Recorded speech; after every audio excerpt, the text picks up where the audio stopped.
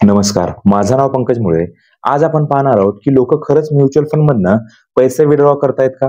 SIP stop करतायत का? तर या सर्व प्रश्नांची उत्तर आपल्याला एम्फीच्या डेटामधनं मिळतील. तर डेटा काय सांगतोय? जानेवारी मंथचा डेटा आलेला आहे, फेब्रुवारी मंथचा डेटा आलेला आहे. या दोन्ही मंथचा आपण कंपॅरिझन करू. सुरुवातीला आपण बघूया की जो एस-आय-पी स्टॉपेज रेशो आहे, तो जानेवारीचा 109% होता आणि तोच जर डिसेंबरचा आपण जर बघितला तर 83% था. म्हणजे डिसेंबर पासून ते जानेवारी पर्यंत एस-आय-पी जी स्टॉप करणाऱ्यांची संख्या आहे ती खरंच वाढलेली आहे. त्यानंतर येतं की एस-आय-पीचा इन्फ्लो जो होता मार्केटमध्ये तो जानेवारीला 26,400 होता. तोच फेब्रुवारीला जर बघितला आपण तर 25,900 आहे. म्हणजे याच्यामध्ये पण 500 करोडची एस-आय-पी लोकांनी बंद केलेली आहे. त्यानंतर सगळ्यात महत्वाचा डेटा बघू की म्युच्युअल फंडमध्ये टोटल इंडस्ट्रीमध्ये इन्फ्लो किती होता. इन्फ्लो आपण बघितला म्हणजे इन्फ्लो किती डाऊन झालेला आहे. तर इन्फ्लो मध्ये 79% ची गिरावट आलेली आहे.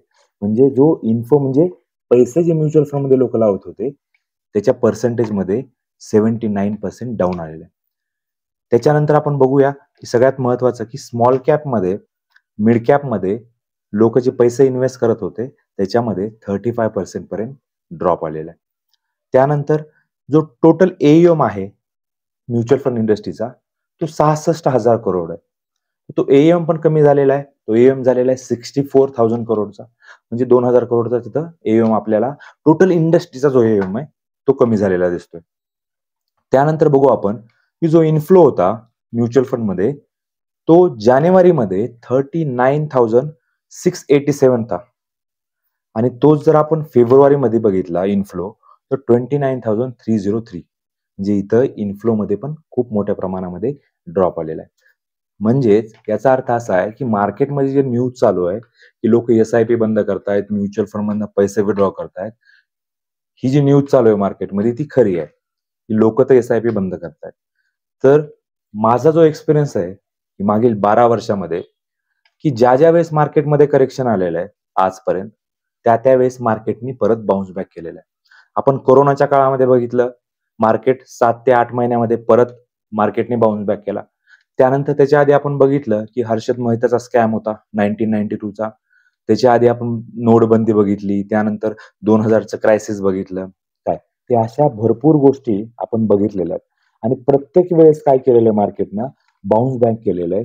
परत मार्केट त्याच पटीमध्ये परफॉर्मन्स केलेलं आहे. मागील 2-3 वर्षामध्ये मार्केटने खूप चांगल्या पद्धतीचं रिटर्न दिल्यामुळे आता जर बघितलं आपण तर जे एफ-आयज आहेत बाहेरचे लोक इन्व्हेस्ट करतात ते प्रॉफिट बुक करतात.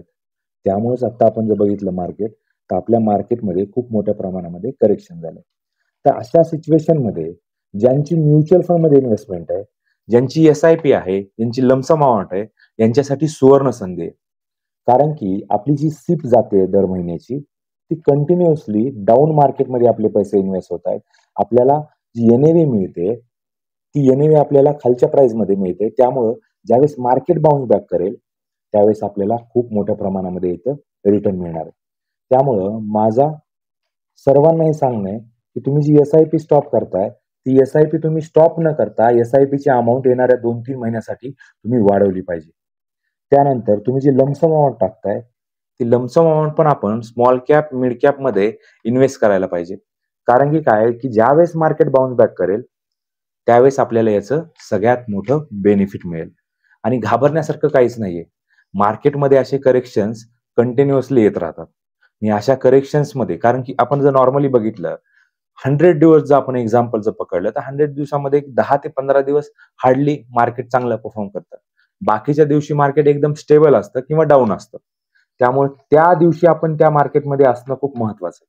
काय की आपण मार्केटमध्ये 1 वर्ष समजा मार्केटने परफॉर्म केलं एका महिन्यामध्येच तर आपण त्या एका महिन्यामध्ये त्या मार्केटमध्ये असणं गरजेचं आहे.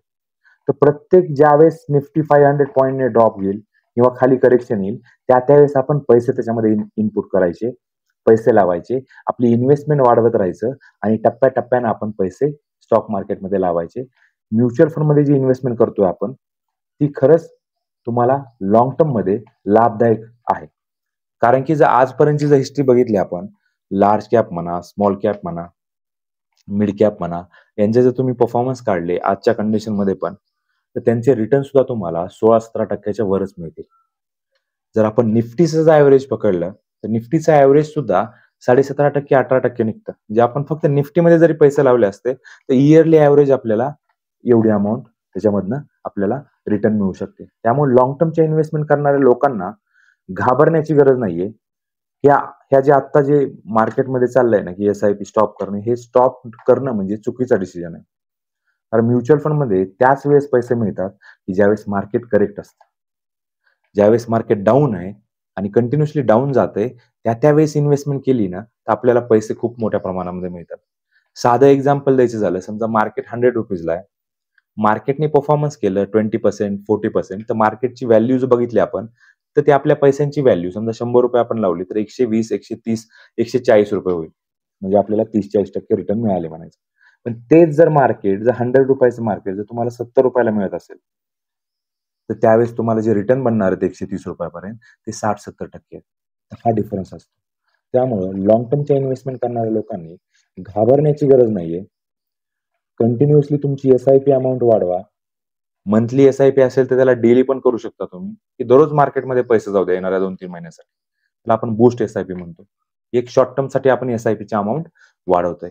लमसम अमाउंट असेल, कुठली एफ-डी असेल किंवा कुठल्या डेट फंडमध्ये जर पैसे असतील, तर ते पैसे आपण इक्विटी मार्केटमध्ये शिफ्ट करू शकतो. पोर्टफोलिओ कसा बनवायचा, म्युच्युअल फंडमध्ये कुठले फंड्स घ्यायचे, यासाठी मी याच्या आधी पण काही व्हिडिओ बनवलेले. त्या व्हिडिओचा तुम्ही सहारा घेऊन इन्व्हेस्ट करू शकता. माझा मी नंबर पण तुम्हाला देतोय. नंबरवर पण तुम्ही कॉल करून इन्व्हेस्टमेंट कुठल्या फंड्समध्ये करायची त्याबद्दल पण इन्फॉर्मेशन माझ्याकडनं घेऊ शकता. आणि हे स्टॉक मार्केटबद्दल अजून जास्त प्रमाणामध्ये नॉलेज घेण्यासाठी, माहिती घेण्यासाठी माझ्या चॅनलला तुम्ही सबस्क्राईब करा. Thank you.